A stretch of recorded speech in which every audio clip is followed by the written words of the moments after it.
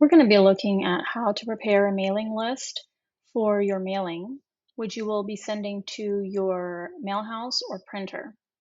I'm going to show you a few examples of how you can do this and also show you a couple of common mistakes.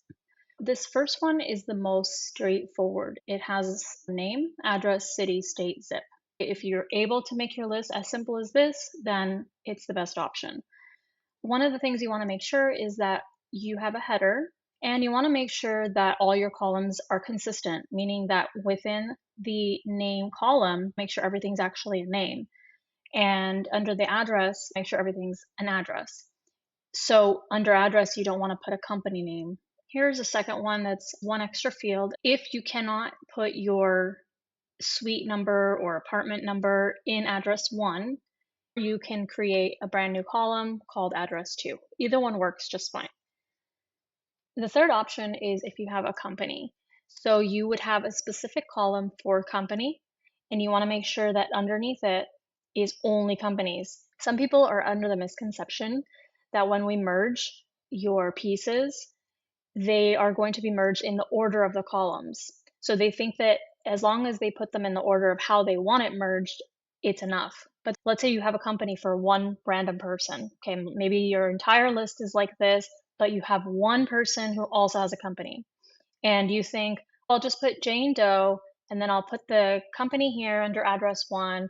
I'll put the address here, and then the city. That won't work because under address 1, you actually have other addresses for your other people. So this one person will have no address. They will only have a company in there. So when the USPS software comes in, it's going to take that company name that you put in, and it's going to reject it because it's not actually an address. So that is why you cannot just go with the order of how you want it merged. You have to actually keep your columns correct. So let's go to example 3. This is the one we were looking at. You can have a prefix if you want, or a suffix. Just remember that you have to have either a column for it, or you can include it in the first or last name. So you could, in theory, under first, you could do Miss Jane. Another thing that you could do is you can create just a first name column, and you could put Miss Jane Doe in there. You don't have to separate prefix first, last, or first and last. You could put them in one column. That would be completely fine. And then let's say they have a company. So you want to make sure again that your column that says company is actually all companies. Address 1 is the street number and the street name. Okay, so 123 Hello Drive, you want to include that in there. You do have the option of including the apartment or suite number in here as well, like I showed you in the other sample. You could do a number, you can say apartment, suite, however you want to do it, or you can designate a specific column for under address 2 the way I have here. And then another point is a lot of people will put the company name or an attention to in address 2, but it doesn't work. Again, once we mapped out address 2 in the USPS software, it's not going to read the attention to. So that address will fully be rejected. City, state, zip is pretty straightforward. I have not seen many mistakes here, but just remember that you do need to list it out. Option 4 is the one that is very common for nonprofits and used for personalized letters. So we're obviously personalizing the envelope with all these lists, but in many cases, you want the letter that's going inside of your envelope to also be personalized. You want to say, Dear Jane, can you please donate this much money? So in this case, I'm just using the full name here. I have the company, which is generally pretty important for nonprofits. And then you're going to have a specific column for what you want the letter to say in the salutation. You're going to make sure that your column is populated for the salutation, and then you're just going to put the name that you would want.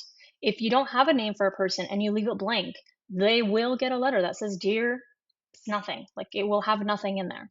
So you always want to populate something. That brings me to another note. You don't want to have any blanks anywhere. The only time you might want to have a blank is if they have a company and not a name, or a name and not a company. Then that would work. But the moment you want us to populate dear on a letter or to, you have to populate it. Otherwise, it's going to be dear blank. You can say, Dear friend of Betty's nonprofit. Some people like to have a donation ask. They'll have us merge and it will say, "Dear Jane, would you like to donate $100?" And then somebody else might say $200. Somebody else might say $500. If you want that dollar amount to change, that makes it variable data, and therefore it needs to go on your list. You can add a title or any other special field as a separate column. You have to make sure that the content within each column is consistent. If I create a title column here, I'm going to say owner or marketing director, whatever you want it to say. You have to create a column just for that one person. Otherwise, their address is going to get rejected. Okay, so even though I already covered some common mistakes, this is visual to show you. So first and last, Jane Doe, address, and then here, address to. As I said, a lot of people think I only have a company for this one record, so I'll just go ahead and put the company here, and I'll put the address here, and that should be fine, but it will not. The software will reject this address because it's populated with a company. So again, in that case, you're going to create a different column called company. So you want to have as many columns as you can, always consistent with the data that's within that column. Now we have our list and we are ready to export it and send it to our printer. Once we get this CSV file, then we go ahead and put it into the USPS software that we have, and then we map out these columns. You can also send it as an Excel spreadsheet, that's totally fine. Here is a sample envelope that I'm going to merge, and it's going to show us how your columns translate into the merge itself. So I'm in InDesign right now, and I'm going to choose my data source, and I'm going to go ahead and map everything. So these ended up being equal to the columns that I created. If I put them side by side, you can start to see how these are being mapped. We have column A with the name. The first one is Jane Doe, and that's being mapped to the envelope here, Jane Doe. Then we have company, Pitt Printing. We have the title, which is the owner. And then we have the letter salutation, which belongs to the letter, so it's not on the envelope. The address here, the city, state, zip. Now, as far as the letter is going to get mapped, this is just a random letter sample that I made. So when you give us the letter, this is what you've given us. Dear, we appreciate you and ask you to renew your gift of $. Sincerely, Jane Doe. Under letter salutation, I'm going to put that, and then I'm going to add a comma. This is our part. You don't have to worry about this. I just want you to know how it's being mapped and how important your list is.